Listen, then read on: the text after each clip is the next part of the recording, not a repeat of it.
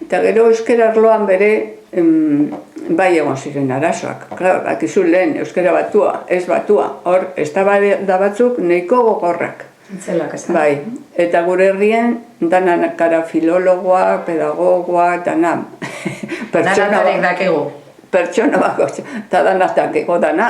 Alde batetik ondo dau, baina beste alde batetik arazoak sortu leitik ez. Eta arazoak sortu ziren, hori da lata. Eta euskara batu da lata azkenean ailega ginen,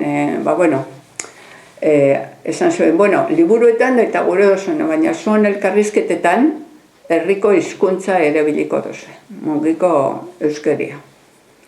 Eta, klaro, horre bere, esan gendu, mugiko euskeria, guk mugiko euskeria erabiltzen gendu, baina, klaro, adibidez nire ama txorerako da. Beste bat kamizkoa zan, beste bat, orduan, azken baten da, bizkaiera zuk leziko normal bat erabili, eguneroko, zen ikustu jokoetarako eta importantea dela, eta eguneroko bizitzan, bizkaiera erabiltia, baina momentuaretan ez pergendun euskara batu batera jo, ez dakit nora joango ginen, ze liburuek eta dana izango zen garesti hau.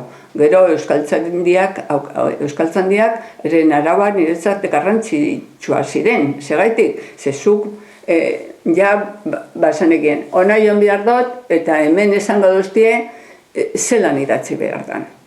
Referente importante bat garrantzitsu esan guretzat. Eta seguridade bat ematen zuen. Ze guk, azken baten guk esperimentaten genuen dana.